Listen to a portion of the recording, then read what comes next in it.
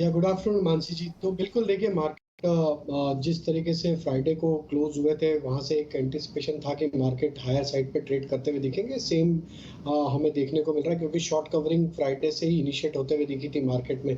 अब हमें लगता है जिस तरीके से आज मार्केट ने 16,500 इवन 16,600 के ऊपर अब यहाँ पे सस्टेन करते हुए दिख रहे हैं, तो आज काफी कुछ शॉर्ट कवरिंग यहाँ पे बनते हुए दिखी। और जो एक कॉल राइटर्स ने जो अपनी पोजीशन 16,400 16,500 की स्ट्राइक पे बनाई थी, वो भी कहीं ना कहीं अनवाइंड होते हुए दिख रही है, और हायर स्ट्राइक 16,800 की तरफ यहाँ पे शिफ्ट होते हुए दिख रही है।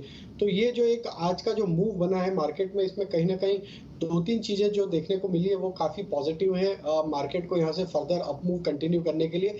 एक तो 16,500 की स्ट्राइक पे जो कॉल राइटर्स थे वो एक बैकफुट पे आते हुए दिख रहे हैं, और जो दूसरे सेक्टर, जो मेजर सेक्टर था आईटी सेक्टर, एक जहाँ पे काफी बड़ा करेक्शन था, एक ओवरसोल्ड जोन में था, वहां पे एक अच्छा शॉर्ट कवरिंग का मूव बनते हुए दिख रहा है। तो ये जो दो चीजें आज के सेशन में देखने को मिल रही है, ये कहीं ना कहीं कॉन्फिडेंस देता है कि मार्केट मोमेंटम को कंटिन्यू रखते हुए दिख सकता है।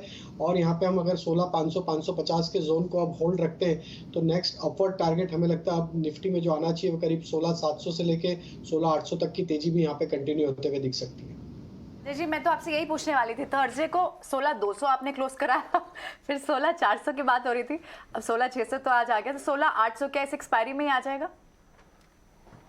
तो देखिए, आपको फ्राइडे कहा था कि हम मंडे को बिल्कुल 16,400 के ऊपर मिलेंगे, और वैसे ही होते हुए दिख रहा है। तो यस, हमें लग रहा है कि जिस तरीके से मोमेंटम बना है 16,800, हम इस वीकली एक्सपायरी तक एक बार बिल्कुल अटेम्प्ट करते हुए दिखेंगे, क्योंकि आज के जो डेटा बन रहे हैं वो काफी प्रॉमिसिंग है, और हमें लगता है कि बिल्कुल उस ट्रेजेक्ट्री तक मार्केट कंटिन्यू करते हुए दिखेगा ये अपवर्ड मोमेंटम इस वीकली एक्सपायरी में। राइट, बिल्कुल इस वीकली एक्सपायरी तक। अब श्रीकांत, आपका क्या व्यू रहेगा? हालांकि सिग्नल्स तो सारे पॉजिटिव ही हैं यहाँ पर, क्या क्लियर ब्लू स्काई जोन है 16,800 तक का आपके हिसाब से भी? इनफैक्ट निफ्टी के ओवरऑल फॉर्मेशन को देखें तो यहाँ पे एक जो मोमेंटम बना है वो ब्रॉड बेस है। काफ़ी सारे सेक्टर्स में और स्टॉक्स में एक साथ तेज़ी बन रही है, और ऐसे फॉर्मेशन में मैंने देखा है कि हमेशा ही मार्केट अपने इंपॉर्टेंट लेवल्स को वापस रिटेस्ट करता है।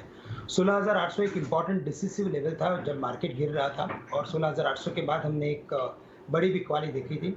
अब मार्केट उन्हीं लेवल्स को रिटेस्ट करते हुए बिल्कुल नज़र आएगा, और ग्लोबल मार्केट्स की भी अगर बात करते हैं तो वहाँ पे भी अच्छी तेज़ी बनी है। तो एक ओवरऑल जो मोमेंटम है वो भी काफ़ी सपोर्टिव है, और इसी वजह से हमें लगता है कि अगर कोई भी करेक्शन अगर इस लेवल से अगर आती है बिकॉज ऑफ एनी रीजन, अगर 16,600 से लेकर 550 के रेंज में अगर निफ्टी अगर वापस अगर करेक्ट अगर होती है बिकॉज ऑफ एनी रीजन, तो वहाँ पे कुछ और एक पोजीशंस बनाई जा सकती है 16,500 के स्टॉप लॉस के साथ। हमें लगता है कि 16,800 16,850 के लेवल्स निफ्टी वापस दिखा सकता है। तो चलिए, ये पॉजिटिव न्यूज़ फ्लोज इसी तरह से बरकरार रहे, यही उम्मीद है। और तो फिर इस वीकली एक्सपायरी तक 16,800 तक के लेवल्स भी देखने के पूरे अनुमान यहाँ पर नजर आ रहे हैं। लेकिन चलिए, स्टॉक स्पेसिफिक रिकमेंडेशंस अब समझते हैं। राजेश जी बताएं, फिर इस तेजी भरे बाजार में स्टॉक्स कौन से हैं जो आप सुझा रहे हैं? तो मानसी जी देखिए, यहाँ पे रिलायंस इंडस्ट्री पे हमारा फोकस है। जिस तरीके से रिलायंस इंडस्ट्री में अब यहाँ पे मोमेंटम बनते हुए दिख रहा है, हमें लगता है कि अब यहाँ से ऑलरेडी रिलायंस ने कंट्रीब्यूट किया है इस रैली में, बट हमें लगता है कि अभी भी यहाँ से जिस तरीके के सेटअप बने, अब एक रेजिस्टेंस जोन को यहाँ पे पेनिट्रेट करते हुए दिख रहा है रिलायंस।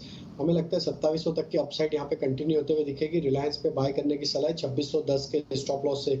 जो दूसरा स्टॉक है वो है भारतीय एयरटेल का। हम इसको काफी बार लास्ट वीक में भी चर्चा हमने इस स्टॉक पे करी थी। हम यहाँ पे अभी रीट्रेड करेंगे अपना बुलिश व्यू यहाँ पे। हमें लगता है भारतीय एयरटेल में जिस तरीके से फॉर्मेशन हो रहे हैं, स्टॉक एक ब्रीफली 200 दिन के मूविंग एवरेज के नीचे ट्रेड करते हुए जरूर मिला था लास्ट वीक में, लेकिन वहां पे वॉल्यूम एक्शन एब्सेंट थे। अब वापस स्टॉक ने अपना 200 डे मूविंग एवरेज को रिगेन कर लिया।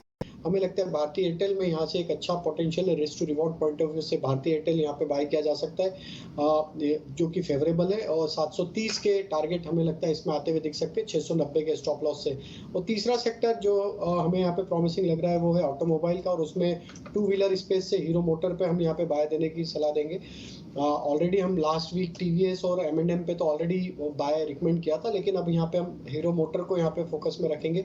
जिस तरीके से ये स्टॉक में जो तेजी बनी है, स्टॉक अपने 50 100 200 डे मूविंग एवरेज को सरपास करके अब सस्टेन करते हुए दिख रहा है, तो हमें लगता है प्रीवियस स्विंग हाई जो थे स्टॉक के वहां तक के लिए तेजी कंटिन्यू होते हुए दिख सकती है।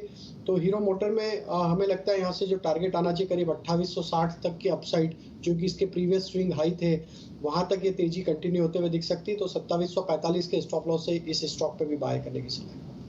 ठीक है, ऑलराइट। तो सारी लार्ज कैप पे आज भी कॉल्स हैं राजेश की। श्रीकांत, आपकी क्या बेट्स होंगी? आप भी बैंकिंग या हेवी वेट्स ले रहे हैं? वैसे देखा जाए तो जितने भी लार्ज कैप स्टॉक्स है वो काफ़ी चल चुके हैं और अपनी स्टॉप लॉस से दूर है। तो मैं उन कुछ अलग स्टॉक्स के साथ जाना चाहूँगा कि जहाँ पे स्टॉप लॉस और रिस्क रिवॉर्ड रेशो काफ़ी फेवरेबल है। हमें लगता है कि BHEL भारत हेवी इलेक्ट्रिकल्स के ऊपर एक अच्छा लॉन्ग ट्रेंड बन सकता है। 51-52 के करीब अभी मिल रहा है ये स्टॉक, 52 रुपये के करीब है। बिल्कुल इसे लॉन्ग करके चले, 50 रुपये का स्टॉप लॉस रखें।